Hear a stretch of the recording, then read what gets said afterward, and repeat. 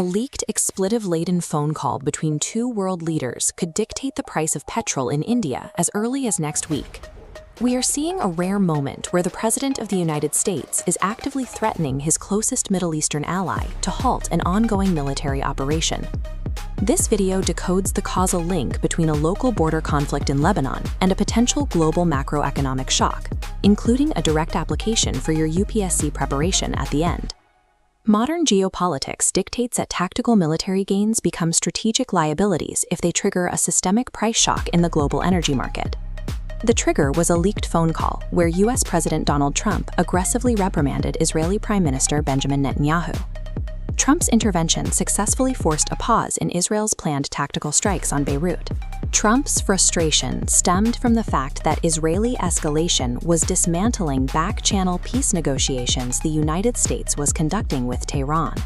Iran then issued a direct ultimatum. If the operations in Lebanon continued, they would suspend all diplomatic engagement. Specifically, Iran threatened to retaliate by blockading the Strait of Hormuz. They added a secondary threat to block the Bab al-Mandab Strait, effectively targeting two of the world's most critical maritime arteries. This dynamic allows regional actors to use global trade routes as direct leverage against the energy security of superpowers. To understand why this leverage is so effective, we must look at the geographic chessboard, starting with the Levant. This is Lebanon and its capital, Beirut, the primary target of the halted Israeli strikes. South of the city lies the Israel-Lebanon Blue Line, the focal point of the current ground offensive. The tactical intensity of this war is illustrated by Israel's recent capture of the Beaufort Castle, a dominant geographic height in southern Lebanon. But the macroeconomic consequences of these moves are felt hundreds of miles away in the Persian Gulf. This is the Strait of Hormuz. Note that Iran controls the entire northern coastline of this narrow passage. Approximately 21 million barrels of oil pass through this bottleneck every day, accounting for nearly 30. Under UN Clause Part 3, vessels have transit passage rights in international straits. Iran's blockade threat is a direct challenge to this legal rulebook. When international law is challenged, the Indian state responds through a specific domestic constitutional framework. Article 51 of the Directive Principles instructs the state to promote international peace and security. More practically, the Union List in Schedule 7 defines who holds the power to act.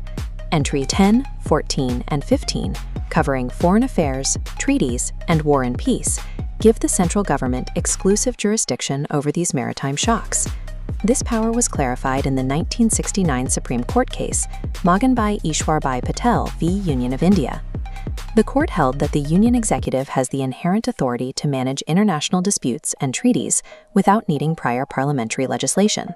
These specific constitutional entries allow the Union government to manage maritime shocks through executive action, providing a centralized mechanism to address foreign legal breakdowns before they impact the domestic economy.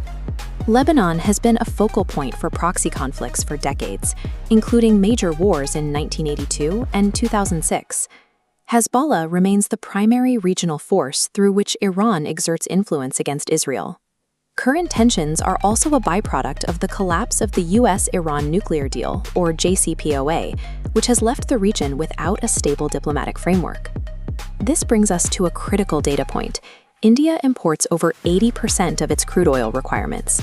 Within that import block, roughly 60% comes from the Middle East, primarily passing through the Hormuz route.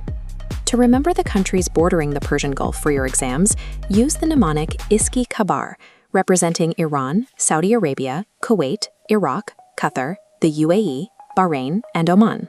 Structurally, India's economic growth is dependent on a region currently defined by these historical rivalries.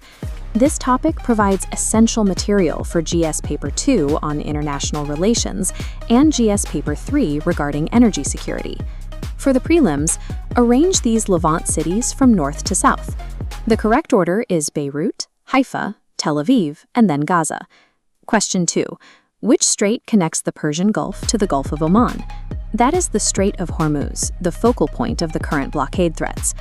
If you are asked to analyze the impact of West Asian instability on India's energy security in a mains answer, use this three-part framework. focus on supply chain shocks, the depletion of strategic petroleum reserves managed by ISPRL, and the impact on the current account deficit. Success in the exam requires linking political events, like Trump's call, to these specific macroeconomic consequences. This threat to Hormuz is not an isolated issue. It is compounded by Houthi rebel attacks currently taking place in the Red Sea. This vulnerability explains why India is prioritizing the IMEC corridor to create a strategic bypass around these choke points. These tensions also influence domestic RBI policy, as imported inflation often dictates the direction of Indian interest rates. Share your takeaways in the comments and subscribe for our next breakdown on the Red Sea crisis and the IMEC route. In a hyper-connected global economy, a localized border skirmish in Lebanon effectively functions as a massive global economic event.